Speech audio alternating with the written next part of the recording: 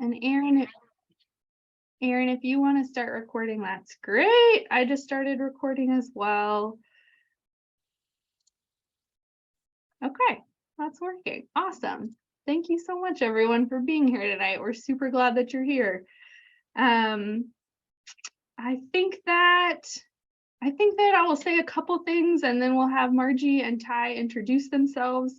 So one thing about tonight, so if you have any specific questions about a young person in your life, like you have a specific scenario or you know that you are working with a kid who's trying to figure some of this stuff out, we're not going to get into the specifics of those scenarios tonight, but you will be able to talk with myself or Ty or Margie about that and hopefully get some support with that and your questions answered one-on-one at a later date. And you can email us or you can chat us tonight about that. But we are going to mostly be focusing on some general information tonight. And we are going to be sharing some links throughout the presentation tonight to different Juneau school district policies or the resource guides that we're looking at.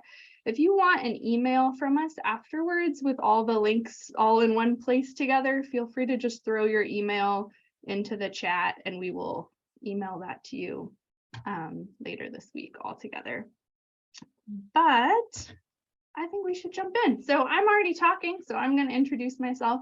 For those of you that don't know me, my name is Meryl. My pronouns are they, them. I work at NAMI Juneau as the program coordinator, and I also facilitate a support group called Spectrum through AWARE. Spectrum is a support group for queer adults who have experienced trauma, including domestic violence and sexual assault. I grew up in Teneke Springs out on Chichagof Island. I have a little dog that I really like. I think those are the most important facts about me. Margie, would you like to introduce yourself, and then Ty, if you want to go? Sure. Hi, you all. It's nice to see some familiar names and faces out there. And I'm a nurse, so I haven't done a presentation since COVID. So anyway, I'll talk a lot with my hands and all that. So I'm Margie Thompson. I use pronouns she, her. I identify as cisgender and queer. I've been in private practice, oh gosh, I don't know how long, like 14 years, but I focused the last 9 years of my practice and my training and studying on gender expansive or transgender individuals. And I work with about 200 individuals or families or partners here in Juneau and Southeast and Alaska. And just feel like it's really a huge privilege to be a part, to be trusted, to be a part of people's journeys. And part of my philosophy is to take away some of those barriers to access for healthcare and to help people become more authentic and also help parents to understand what this is all about and work with partners as it shifts their own identity as well. And I also do consulting and coaching with other therapists on the side, and I'm happy to be here today. Thank you. Thanks, Margie. My name is Ty. I use they, them pronouns, and I work at the Zach Gordon Youth Center. I identify as trans, non-binary, queer, and I'm the program coordinator here. And one of my favorite parts of my job is doing some LGBTQ specific programming for youth. Definitely an area of passion for me is just hanging out with those kids and getting them connected to whatever resources and support they might need. Here at the Zach, we have a pretty wide variety of programs. We have some housing resources. We can help kids with food security and things like that. And some of these challenges are disproportionately faced by trans youth. So we get to work with them quite a bit to connect them to some of those ongoing supports and services in a really special way. So a big passion area of mine is working with trans youth, and I'm super excited to see all of these adults in this space that are also eager to support them in whatever way that they might need. So thank you all for being here for sure. I'm going to review our agenda really quick, and then we will jump right in. So tonight, Margie is going to share a little bit from her perspective about being a supportive adult and some tips and tricks that she's learned over the years. We are going to do a quick review of the trans student self-advocacy workshop that we just hosted here at the Zach Gordon in partnership with NAMI, and just share with you all a little bit about what we learned in that process, and then dig into the resource guide that we made and shared with youth at that event.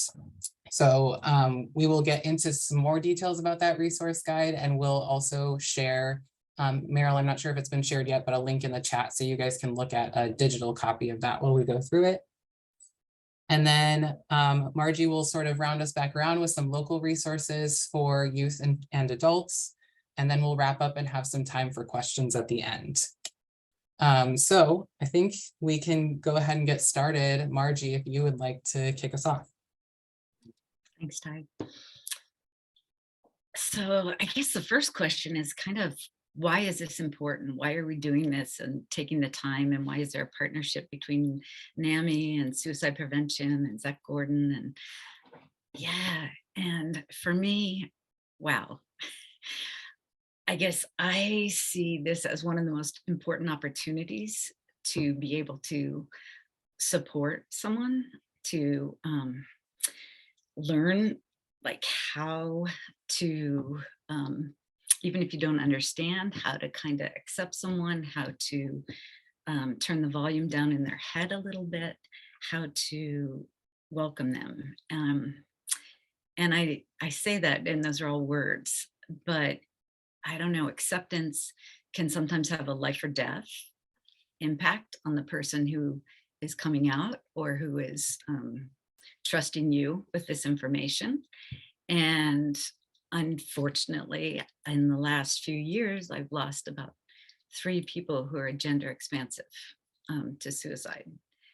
And I don't say that as a scare tactic. I'm just being realistic to say that it really is super important to just understand and that it's important. And then for those of you who like statistics, according to the 2009, and this is really outdated, but it's still pretty applicable, report from the Family Acceptance Project, transgender and gender expansive children experiencing caregiver or family rejection are more than 8 times as likely to have attempted suicide and nearly 6 times as likely to report higher levels of depression than transgender expansive youth who were not slightly rejected by parents or caregivers. And so I think that's pretty huge, you know, just in the fact of just possibly maybe a few actions might make a difference in somebody's wanting to keep living or wanting to share more with you or wanting to be open. And so anyway, I'm passionate about it. We could talk for hours, but I think I'll jump into some tips right now. And if I'm talking too fast, Ty or Meryl, please slow me down. So some tips. Like I said, I've worked with lots of people, and I guess it's just a really individual journey.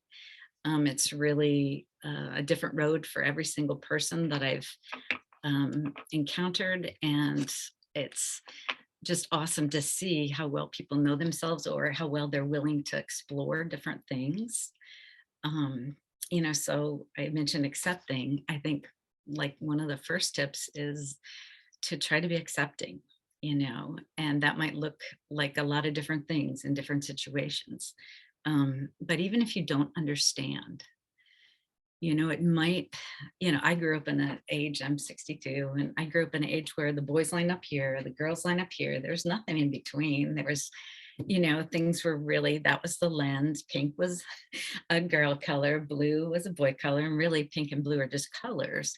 But, you know, these meanings have been assigned to things. And I think sometimes to accept people, you have to like shift the lens or change the kaleidoscope just a little to be able to see or be open to see something different. And I know for parents, I do see a couple parents on here. You know, sometimes we've either birthed or adopted or helped raise children and given them a name and put a lot of thought into that and how we're raising them. And then all of a sudden they want to, well, maybe not all of a sudden, they are asking you to call them something different, and they seem to be rejecting that.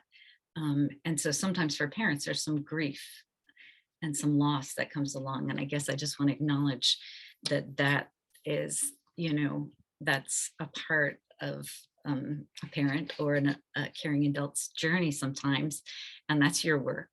You get to kind of work on that over there. Yet that can exist at the same time as some joy, and to see your child being happier or being more willing to talk. And so I guess I encourage you to do your own work and kind of take care of yourself, but it also means you might need to do a little homework or find a competent counselor or a really good non-judgmental friend to talk to, or maybe someone else in the community who might be gender expansive or transgender. And it takes courage to ask them, but I'm sure they would be very willing to talk with you or answer questions, and no questions are dumb. Also, just want to make that point. But and then I see some teachers and educators here, and like if someone discloses to you or shares with you, like that's a pretty big honor and responsibility too, because you're a person in power, you're a person in leadership. You have the opportunity to call them the name that they ask or use those pronouns. And even if you mess up, it's okay. That person knows you're trying, especially if you kind of correct it, because that can actually tamp down a lot of bullying. It can tamp down a lot. It can show solidarity with the student. And so, teachers might need to pivot a little bit and maybe do a continuing ed or talk with someone else who's had gender expansive students in their class, and just see what they could do a little differently to make it welcoming, to make it affirming, and make it like a culture of growth and a culture of learning. And I guess by supporting this person, what you're doing is you're helping them. Let me back up just a little bit. It's been described to me, if you're, I guess, well, I'll even back up further. I'm cisgender, which means my idea of what gender I am is congruent with what I was assigned at birth. So I was assigned female at birth, and I'm female. People who are not cisgender or are gender expansive sometimes have a background dialogue going on a lot. And it could be, am I passing? Do they think I'm a boy? Do they know me? Can they see my binder? Is he looking at me?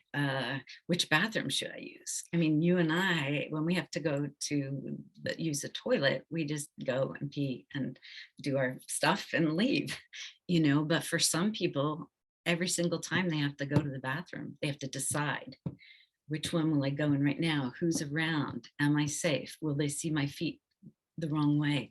It's pretty complicated. And so I guess by using the name, whether you're a teacher or parent or auntie, and pronouns that they ask, in some ways it turns the volume down a little bit.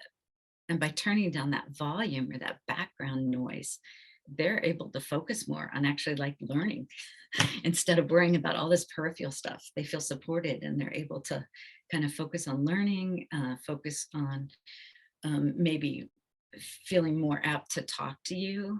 I know a lot of kids that come out to their parents, if the parents are willing to try, even if they're fumbling through it, it makes them more open to talk with the parent.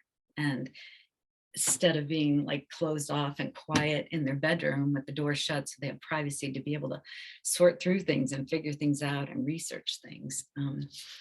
So I guess one way of supporting is using the name, using the pronouns that they ask.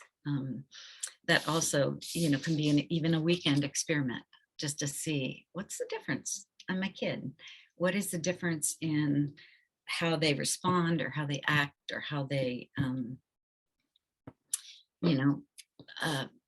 how they appear when I say that, Um, Another thing, well, don't be afraid to make a mistake.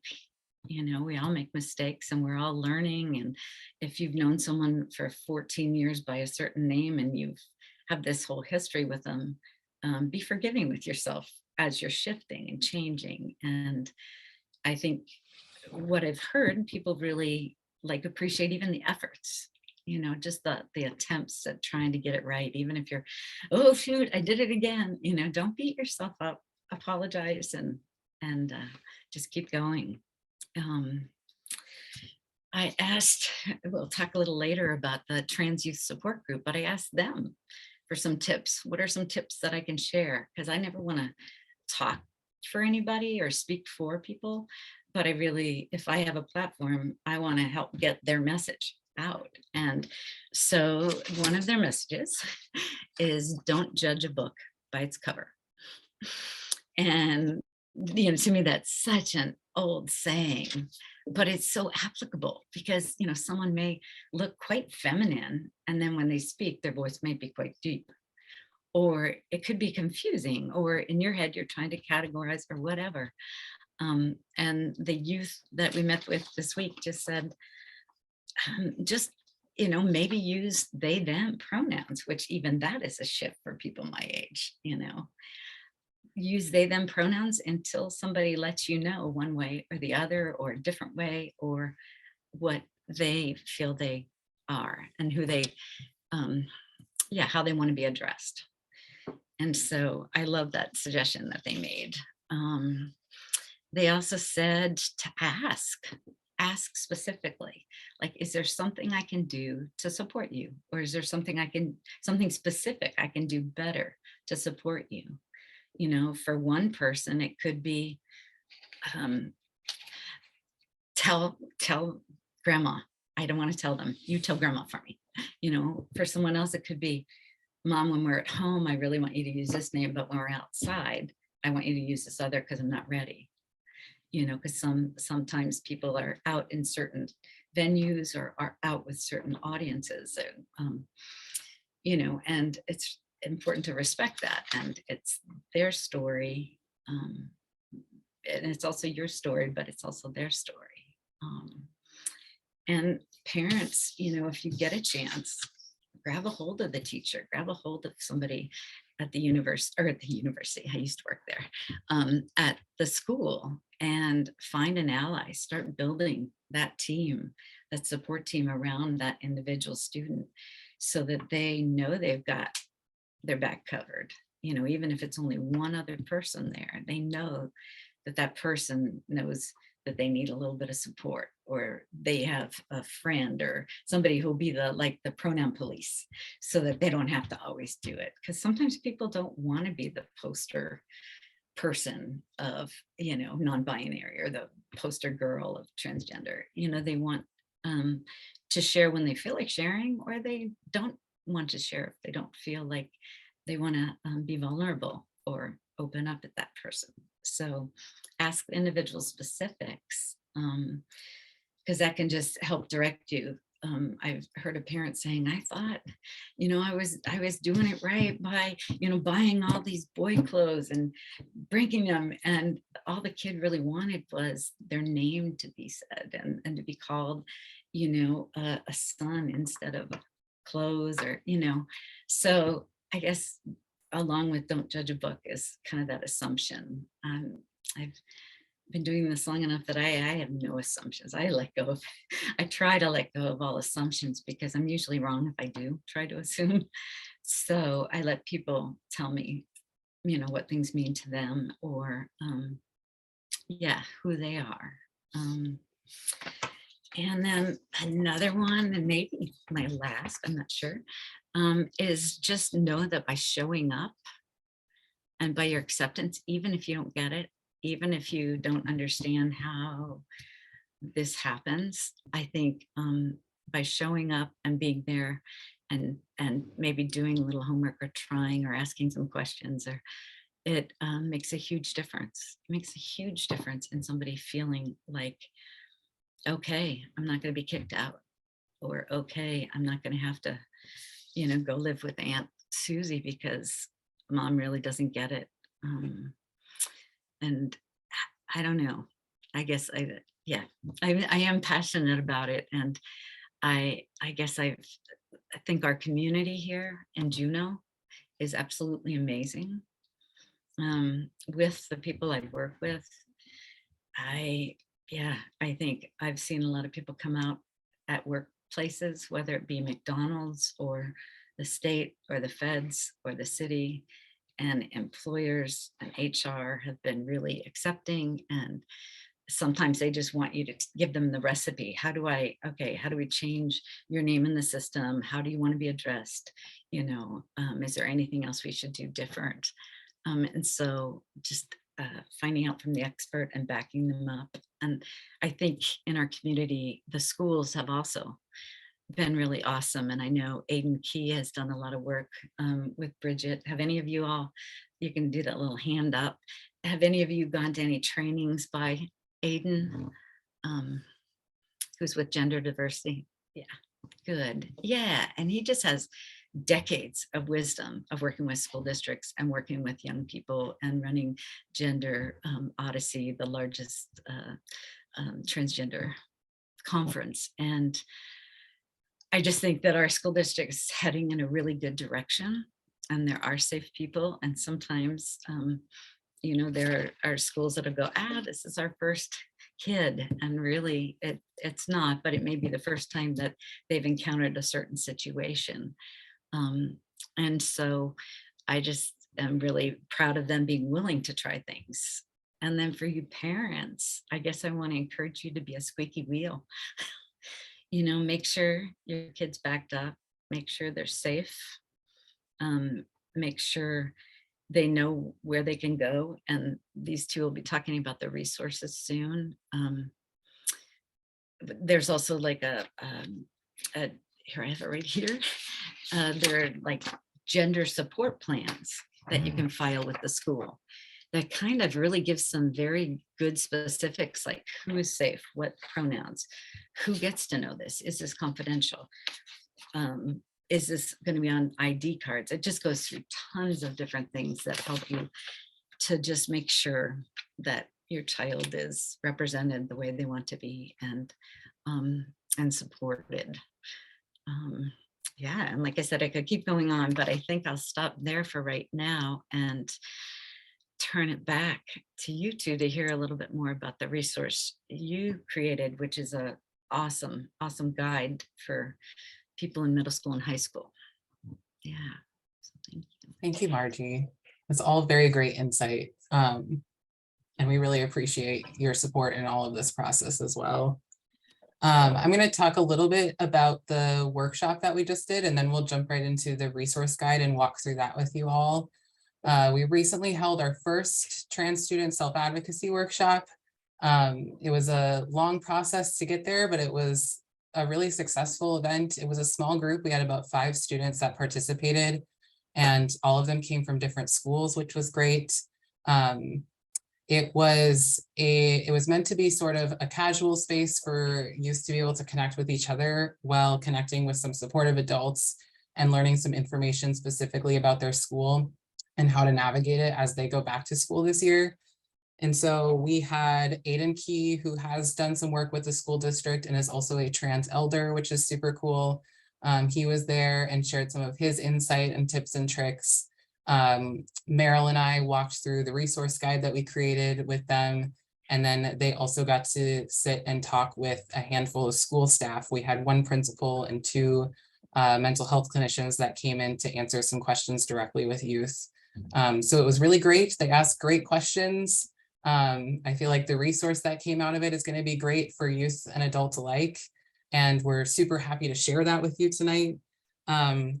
As we're sort of walking through the resource, there are lots of moments in the resource where it says, talk to a supportive adult, talk to an adult that you trust, those sorts of things. And so as we're sort of walking through it, those are times where you can keep in mind that's a role that you guys could play, in an area that you could step in and really be a supportive adult for a gender expansive youth. Because a lot of the things in this resource, youth need an adult with them. or having an adult will make the process significantly easier. So be keeping that in mind as we go through. And if you are a school staff on here, if you can also take a glance at your school especially and let us know if you see anything that is not accurate or needs to be updated. We are planning on distributing these to the schools in the next week or two. And we will do a reprint in the future. We don't know exactly when that will be yet, but we do plan to continue to update these and redistribute, reprint them. So if you see something that needs to be updated, please let us know and we'll make a record of that. So I think we will, Meryl, if you'd like to share your screen with the resource guide and we can start walking through it.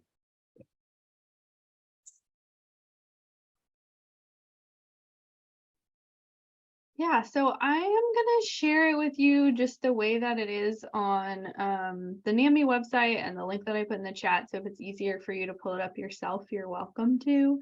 You also can find them on the Zach Gordon website and the JuneauMentalHealth.org website. So they're all over the place. But what we're gonna do is we're gonna walk through the middle school one, just so everyone can kind of get an idea of what they look like and what you could expect if you find one in the wilds. Some of you will see paper copy ones out in the wild soon, as Ty said. And then we'll also take a look at the parts that are different in the high school one. So this is the first page. It's just a little love note from me and Ty. Probably most relevant for all of us here tonight is just some information about how this resource guide was created. So basically for each page of the resource guide that is about a specific school site, the information came directly from the school. So we sent out a survey starting last spring to the superintendent, the principals, counselors, and some staff at each middle and high school. And based off of the information we gathered from those surveys, we made this resource guide. What that means is that some of the information you will see at different schools is different, and some of it may not feel totally complete or totally perfect. And like Ty said, we will be updating them in the future, but it was important to us that we keep as much as possible the language that we were given from school staff in this guide, because a lot of the point of the guide is that we're helping young people or the supportive adults that are in their lives be prepared for what to expect. And so we wanted the language that whatever their school was using to answer questions or describe certain places to really match what they might get if they walked up to their principal and asked a question. So that is where the information came from. Ty, do you want to talk a little bit about the policy? Yes. So on this next page, we have a QR code that will take you directly to the district's policy. That's an anti-discrimination policy for trans students and staff. We wanted to include this just so that you knew it was there. They knew there are already some protections in place that are listed out. And for staff to know that these exist as well, because it applies to any transgender staff. And it's good for staff just to know what rights are already laid out and protected by this policy. Definitely encourage you to read through it at some point. We'll send that in the chat too. And then in this QR code will always be in this resource as well. And feel free to share it with youth too. I think it's really important for youth to have their hands directly on this policy themselves. There's also a QR code to the district's grievance policy. So this is a more formal process for addressing things that might come up. A lot of the stuff in the rest of the resource guide is a less formal process, just of who to talk to, who to have conversations with. If the steps in the resource guide are not being followed, if there's a violation in the policy that's consistently not being addressed, there is a grievance procedure that can happen. What we've learned is that it's a really complicated procedure. The language in the policy is not super easy to understand, and it really does require support from an adult. So as you might notice in both of these paragraphs about the anti-discrimination policy and the grievance policy, it mentions this is an opportunity for youth to reach out to an adult that they trust for clarification. So if a youth is really struggling to feel like their rights are being protected and things are not being addressed, this is definitely a place where an adult can step in. Thanks, Ty. Yeah, and I will put links to both of those so they're easy to find here for folks in a few minutes. So I'm gonna talk about Santa Kahini a little bit because it's the first one in the guide. So each school is laid out in pretty much the same format. So in both the middle and high school ones, it looks pretty much exactly like this.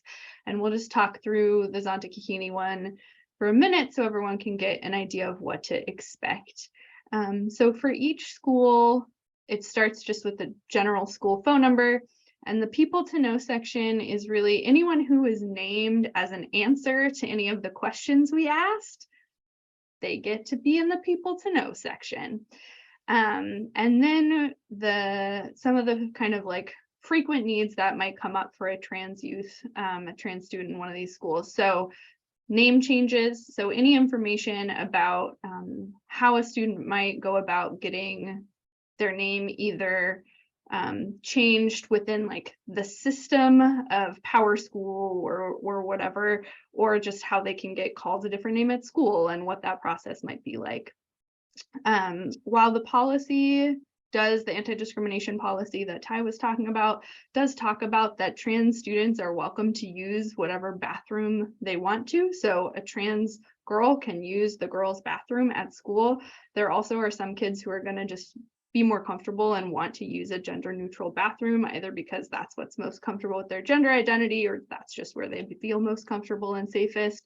So for each school, we also put in information about where they can find the gender neutral bathrooms and how they can access them if they are locked or only available at certain times. Then you'll see up here kind of the locker room section. So not every school has a ton of information about this, but for the schools where it's relevant, there's a little section about locker rooms or other kind of gender segregated spaces. And then it's the who you should talk to if section. And this section is really just about like if youth are experiencing bullying or harassment, be that from a peer or from someone who works at the school, what should they do? Who can they talk to get support? And for each school, you'll have these three kind of sections. For Santa Kahini and for Floyd, there is also a little blurb here about the Alliance because the Alliance is a LGBTQ group at both of those middle schools that exists. And so it's on those 2 pages. Is there anything else about this you want to say, Ty, about these pages? No, I would just say that we have in the middle school guide, there's Santa Kahini, Floyd Dryden, the charter school and Montessori are all in here. In the high school guide, we have Yakuska-Dakahiti, Thunder Mountain, and Juneau Douglas High School. Perfect. Yeah, so we can see there's Floyd, there's charter school and Montessori. And then we kind of get to a section on some self-advocacy tips, which is some of what we talked about with the youth at the workshop. If you want to chat about that a little bit, Ty. Yeah. So this is another sort of more in-depth reference to the policy. We talked a little bit how part of self-advocacy is just knowing your rights and knowing what things are already protected for you. And so we have another QR code to the policy here. And then we pulled a couple of key points from the policy that we felt like were particularly relevant and important. So in the policy, these bullet points here are essentially copied and pasted from the policy. So this is the language that the district uses as well. We learned that like non-permanent school records should have the student's preferred name or chosen name. There are still limitations around things that require legal name, mostly consisting of permanent records or things that have to be sent to the state. But essentially everything else, so things like student IDs and stuff, should be able to use a student's chosen name. It's also clearly listed in the policy that administration and staff should be respecting students' name and pronoun choice, including gender neutral pronouns. And again, there's still some limitations in the legal documentation of things, but it is protected in the policy to be able to use the correct name and pronouns that a student or staff member would prefer. And there are also are protections for gender segregated spaces. So things like sports, locker rooms, overnight retreats, those sorts of things. Their students should be able to use the space that most closely aligns with their gender. And if that is, I mean, there's lots of people that sort of land somewhere in the middle or not on a binary. And so if accommodations are needed, that is also something that's protected by the policy. Those should be provided to the student by staff. And this last bullet point just says that students shall be permitted to participate in any such activities or conform to any such rule, policy, or practice consistent with their gender identity. So it is pretty clearly listed and stated in the policy that trans students should be able to identify and use the correct name and use the spaces that they identify with as well. Hey, Ty, could I ask a question, please? Yes. Margie showed a gender support plan earlier, and we had a question about whether the gender support plans are something that come through the district or if they're just a nice thing that people can do on their own. I think that's a great question. I don't know. I don't really have a super specific answer just because none of us here that are leading the webinar work for the district. So but based on the information I've had, there is, Yakusuke has a process for a gender support plan. I don't know if it's something that they created themselves or if it was provided by the district. And Meryl, correct me if you know anything differently, but I'm pretty sure there's also something listed in the policy that says that there can, or at least there should or can be a meeting in which some sort of gender support plan is made with an administrator. So those conversations can happen, but as far as I know, there isn't like a specific plan that has been created and distributed throughout the district. Thank you. Erin, I'll just add, I know some parents use a 504 or not a, yes, 504 plan, not a IEP. And a 504 plan with the school district has more to do with medical things, medical conditions and things like that. And so some parents use a 504 plan just to protect the rights of their child who's might be transitioning. And then I think this gender spectrum, gender support plan from the agency Gender Spectrum has become kind of a best practice that has also been like a model that can help guide the 504 plan or guide school districts. Yeah, if that helps a little bit. That's great. Thanks, Margie. All right, I'm going to share my screen again. I just put the links for those into the chat as well. So yeah, thanks for that, Margie. I just wanted to, is it my turn, Ty? Do I get to talk again? Yeah, great. Yeah. I just wanted to say a couple things about page 11 and kind of this section in general.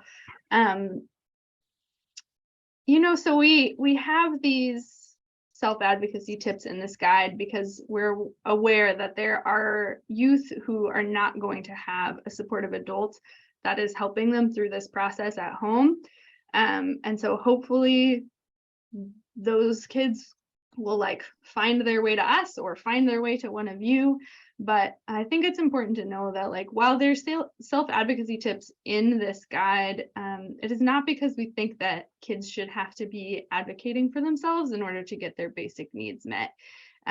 We would definitely much prefer the world in which what Margie was describing is true, which is that these kids have people at home who are figuring this out for them.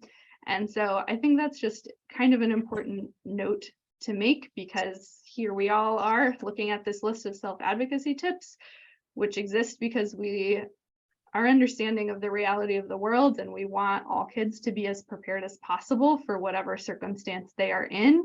And we really hope that as supportive adults, all of us will really like take on the responsibility of like reading these policies, read the grievance policy, read the anti-discrimination policy 5 billion times like we have and get a feel for like what it would be like if a kid came and asked you for one of these things and how you would respond and how you would help. Because really what Margie described, you know, that like that ticker in the back of your head, all these things kids are having to think about, it's like hard enough to go to middle and high school and grow up and be a teenager and do all these things. And so we really would love like for all of us as adults to be like stepping in and really taking this responsibility off of the shoulders of some kids.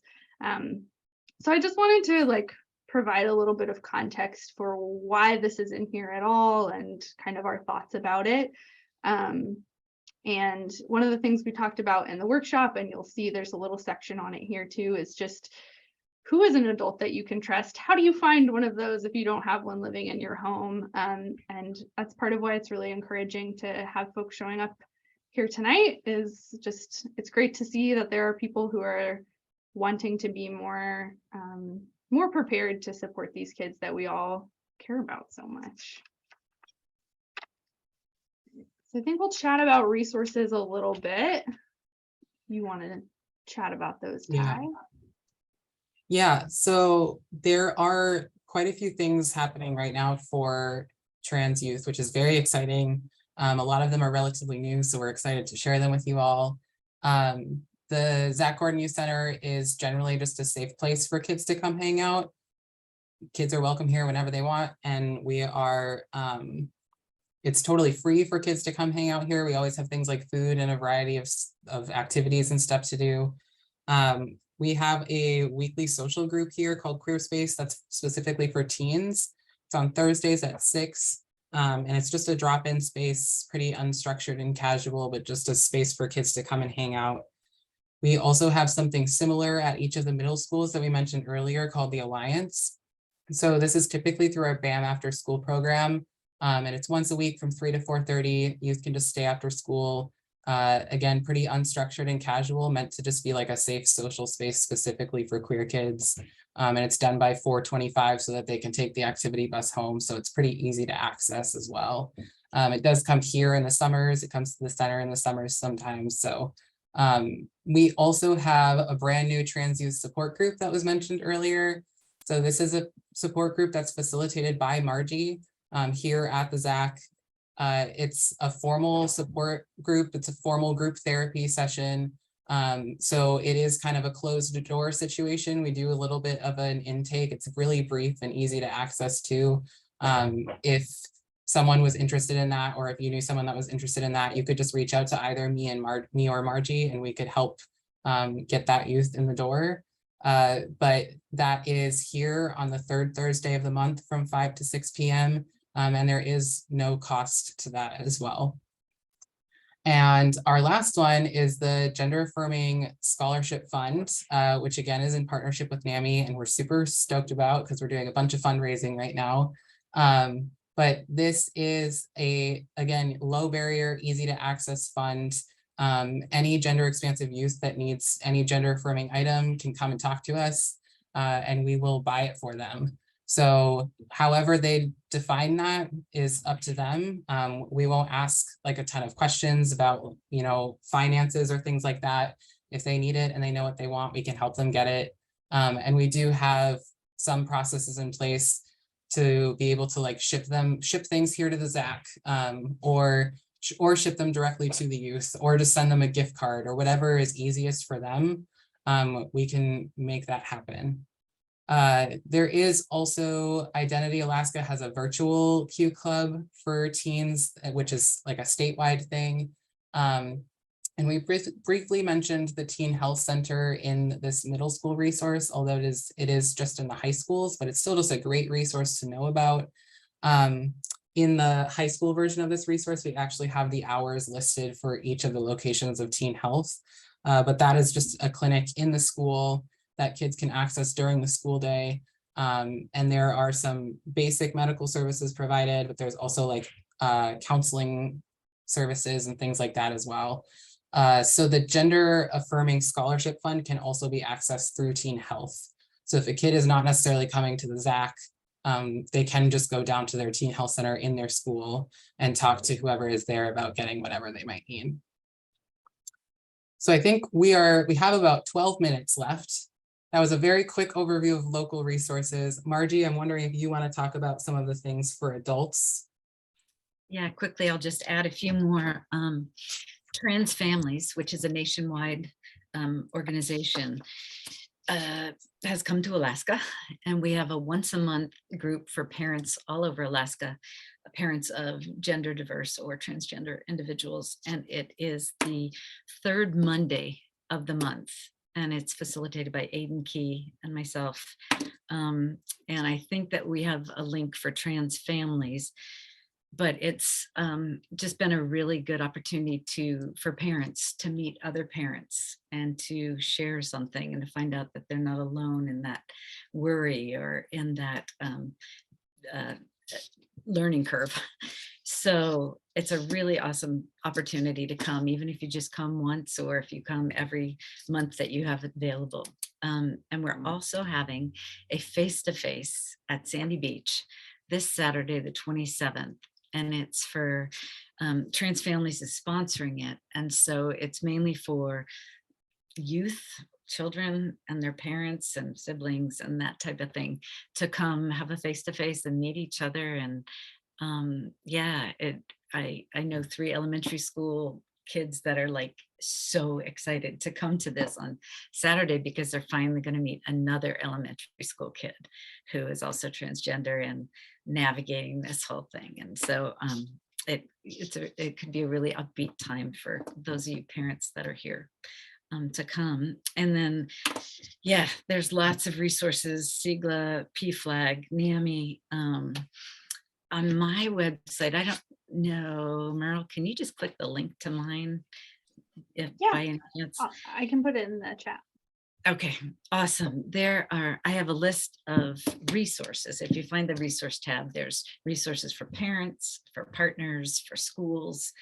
As far as for parents, this just came hot off the press, and it's called The Transgender Child, a handbook for parents and professionals supporting transgender and non-binary children. And it is fabulous, and I just got it yesterday and I'm dog-eared it and tabbed it. It just has a wealth of information that doesn't make you feel alone and just helps you. And then also The Gender Creative Child is a brand new book out that I love because it really hits on some of the non-binary and gender non-conforming youth and adults, and just gives you a tangible thing to help learn about that and to celebrate that. So yeah, those are just a couple. And yeah, anyway, the resources, check it out. Yeah, and even here I am, I'm like, oh, over on my bookshelf. This one is a clinician's guide to gender affirming care for any like school counselors. It's phenomenal. One of the best resources that I started working with, and gives you questions to dip deeper and also be more competent. So anyway, those are just some of the resources. There's lots of stuff out there. Yeah, so ask. Thanks. Thank you, Margie. That's wonderful that there's some books like that for people to access. That's really great. And the support group for parents as well. I'm so glad that that exists. And like Ty said earlier, for the support group for trans youth that Margie facilitates, folks can register for that just by getting in contact with Ty or Margie. And also folks, like cost is not an issue. There's folks who can attend free of charge for that as well. We're kind of reaching the end of like our content. I know we did a lot of talking. If you, like I said in the beginning, if you want an email from us with all of these links together, put your email in the chat and we will do that. And I think in just a moment, we will open it up to see if there's any other kind of general questions. And just as a reminder, if you have any general questions about the resources, anything Margie shared, anything that Ty and I shared, we can absolutely try to answer those tonight. if you have questions about a specific child in your life or a specific scenario that might be more helpful or appropriate to talk to us one-on-one, we can either stay after with you tonight. I can give you a call tomorrow. We'll figure out a way for you one-on-one to get a little time to talk about that. We're absolutely available for both of those things in different settings. But Erin, I'm wondering if anyone else had questions or if there are any general questions about anything that we just shared. And I see all your emails coming in, so thank you for that. Or if Ty, there's anything else you wanted to add. No other questions in the chat box. Okay.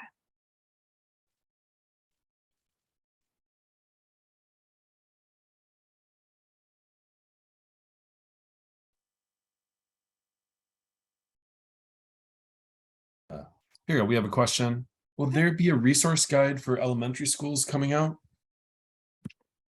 Such a good question. Whoever asked it, you are not the first person to ask. I would say we don't currently have a plan for it, but I think that is mostly because these took a very long time to get done. We definitely recognize that there is a need for it. If there is anyone who perhaps, I don't know, works at an elementary school that would be interested in helping us, that could maybe make the process go a little faster. Hi, Leah. It's come up multiple times, and it's definitely not for lack of like seeing the need. These took, I think, just a little bit longer than we maybe anticipated. But if you, a person who works at an elementary school, would be interested in helping with some of that, it could definitely make it happen faster, and we'd love for that to exist.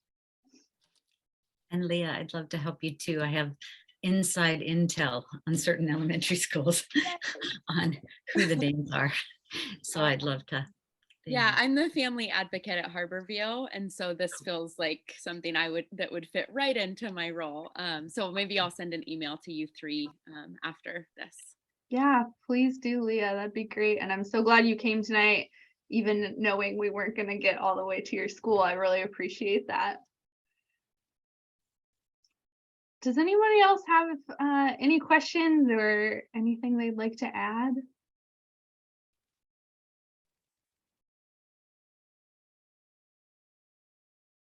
Awesome. Meryl, we have one more question. Oh yeah, go ahead. So are you and Ty and Margie available in the future? Like you all made yourselves available right now and you said like, hey, follow up tomorrow with questions. Let's say someone has a question in 2 months. Is this a part of your job? Are you doing them a giant favor if they get in touch with you? Are you available as a resource? Thank you for asking.